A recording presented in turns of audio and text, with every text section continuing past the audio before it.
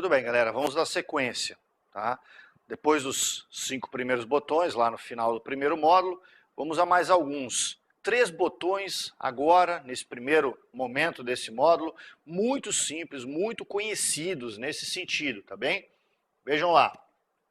São eles o comando imprimir, o comando visualizar impressão, agora que você vai ter que tomar cuidado, e o comando ortografia e gramática, né? Ou a correção ortográfica e gramatical. Mas vamos lembrar alguns detalhes. Sempre o detalhe é que é o mais importante.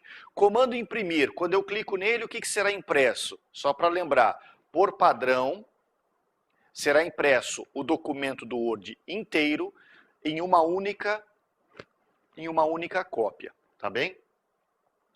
Aliás, é bom a gente lembrar aqui um detalhe, né? Você sabe que na hora de imprimir, você pode fazer as escolhas que você quiser. Esse é um dos botões que nós... Quando você vai salvar, você pode também usar o salvar como e escolher o local de salvamento, por exemplo, e assim sucessivamente. Mas não é à toa, meus amigos, que esta barra de ferramentas chama-se barra de ferramentas padrão. A barra padrão é aquela que vai usar os comandos nela, disponibilizados em, claro, seu aspecto padrão. Então, as opções de impressão são muitas, as opções de gravação também são várias, só que quando você clica nesses botões, sempre acontece uma determinada coisa, que é o padrão. Então, impressão do documento inteiro, uma única cópia. Cuidado! O segundo botão desta sequência, que já é o 7º da barra, né? O visualizar impressão, o que você tem que tomar cuidado com ele? Vejam, você se lembra, se você não lembra, porque de repente passou um tempo e você não está assistindo todos os módulos na sequência, volta lá no módulo anterior, no finalzinho do módulo anterior, ou abre o teu Word agora aí no computador e você vai ver o seguinte, o botão pesquisar é muito parecido com o botão visualizar impressão.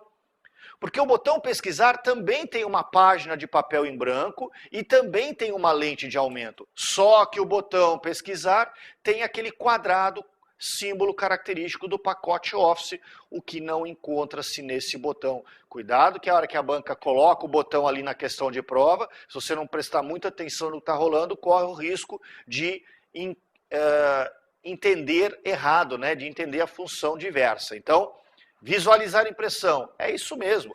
O documento vai ser apresentado na área de trabalho exatamente da maneira como ele seria impresso no papel. A grande vantagem do visualizar impressão, evidentemente, eu não preciso primeiro imprimir para depois ver se ficou bom, e principalmente se não ficou bom, já gastei papel, já gastei tinta, sei lá o quê, e ainda não ficou legal. Eu tenho uma opção de primeiro visualizar o conteúdo na área de trabalho e ter uma boa ideia, talvez não uma ideia perfeita, mas uma boa ideia se o conteúdo está bem associado à dimensão da folha de papel, distribuído e tudo mais. Terceiro e último botão, o botão do ticado aí, que tem o A, B e o C em cima, correção ortográfica e gramatical, né? Nós sabemos que quando a correção ortográfica e gramatical do Word está ativada, e por padrão está, o Word utiliza um recurso chamado sublinhado ondulado, que é isso de fato. Quando ele sublinha em formato ondulado uma palavra qualquer na cor vermelha, o Word entende que aquela palavra tem a grafia incorreta, que a grafia da palavra não está legal. Como é que o Word faz isso? Cada palavra que você digita, ele olha no seu dicionário. Se no dicionário houver uma palavra grafada exatamente como você a grafou, ótimo, ele acha que está certo. Se você grafar uma palavra de forma diversa daquelas que estão no dicionário, o Word vai supor que está errada. Então você tem que tomar cuidado, porque se você pega, por exemplo, no meio do texto de língua portuguesa e digita uma expressão em latim ou uma expressão em língua inglesa, é claro que o Word vai achar que está errado, mas não necessariamente está. Caso, porém, o Word sublinhe uma palavra ou um trecho do documento, também no sublinhado ondulado, né? Mas sublinha agora na cor verde, então o Word acredita que você terá cometido um erro gramatical. Mas você sabe muito bem que o Word, em termos de gramática, ele é meio ruinzinho. Tem muita coisa que você faz certo, mas ele, sabe lá Deus por quê, acha que está errado, né? Exemplo clássico é o da crase, o Word se confunde, né? A conjugação de verbo em sujeito composto, tem algumas coisas aí que o Word não manja muito não. Mas nós temos, na verdade, que conhecer o botão, esses três, imprimir, visualizar impressão e, finalmente, a correção ortográfica e gramatical, tá bem? Bom, galera, a seguir, alguns botões simples e um que tem sido motivo de muita pegadinha em prova, muito mesmo, pessoal. Os três primeiros botões são, e esses você conhece, né, como a palma da sua mão. Recortar, copiar e colar, né? A tesoura representando recortar. Ora, deixa eu fazer aqui uma breve menção, pessoal. Uma vez, já aconteceu de um aluno conversando comigo, falou assim, poxa, professor, caiu lá um símbolo na prova, e na hora lá, eu fiquei na dúvida se aquele era o comando copiar ou se era o comando colar. O recortar a gente não se confunde, porque o comando recortar é representado por uma tesoura. Aí, poxa, se você não lembrar para que serve uma tesoura, fica complicado. Agora, observe então aí o slide, tá? O comando copiar do lado da tesoura é representado por duas folhas de papel, uma sobreposta à outra. Já o comando colar é o que tem a prancheta, o terceiro aí desta parte sublinhada na cor azul. Tem que lembrar o grafismo, tá certo? E aqui é engraçado porque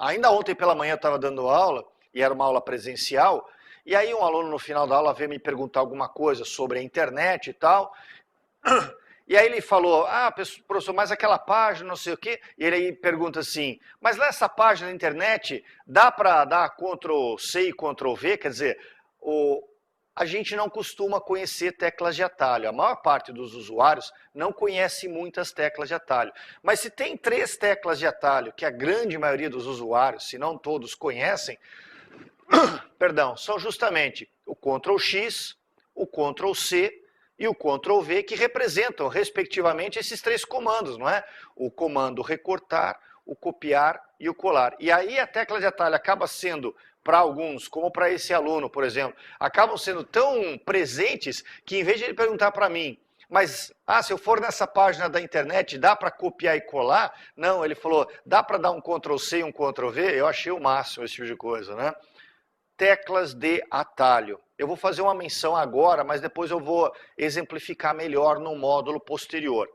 Teclas de atalho não é alguma coisa que nós vamos ficar falando muito aqui.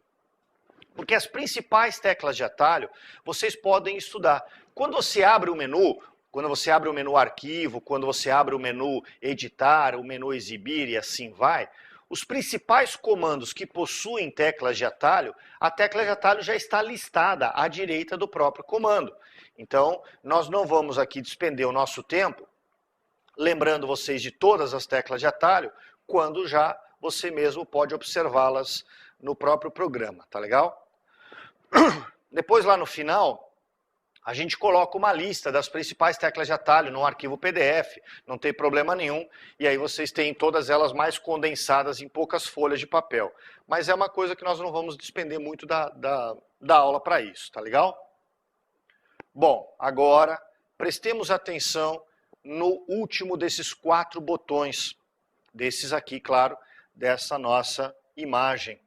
O botão, o último, é o botão pincel. Eu acho que hoje a maioria dos alunos de concurso público certamente o conhecem. Por quê? Porque o botão pincel andou caindo tanto que não tem professor que não fale mais desse negócio.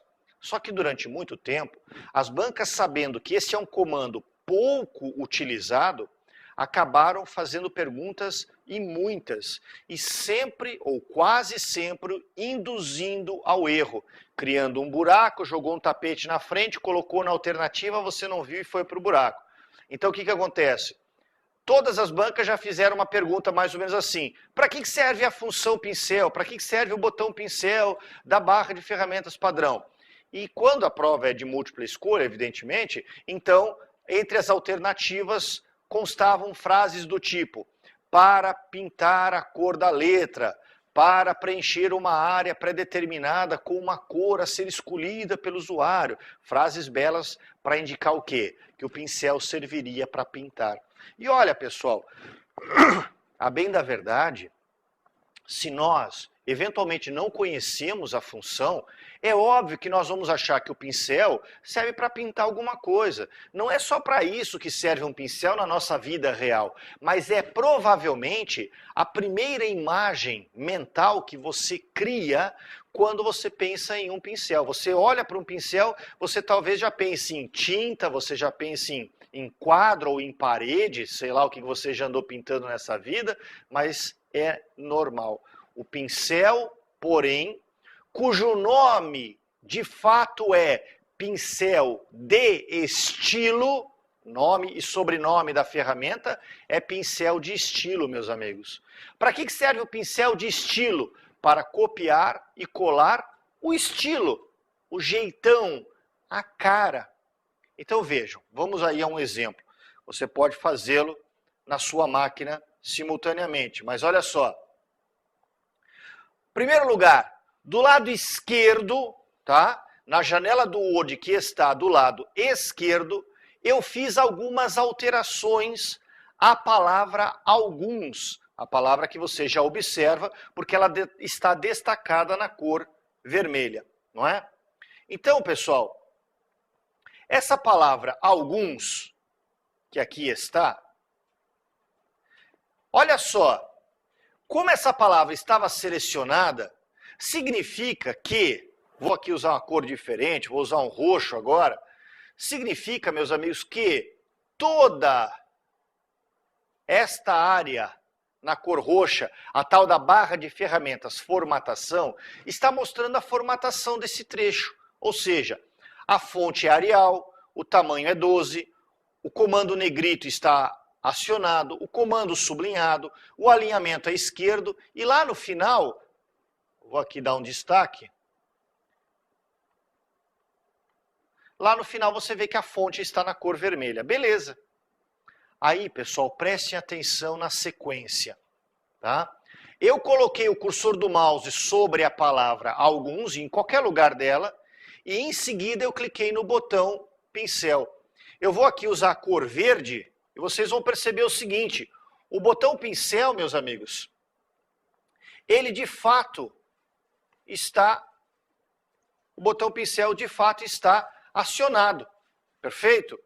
Legal. Ora, meus amigos, quando eu selecionei a palavra alguns e cliquei no botão pincel, o que eu estou fazendo? Eu não estou copiando a palavra alguns, não é isso que eu estou copiando. Eu estou copiando o formato, eu estou copiando o estilo da palavra alguns.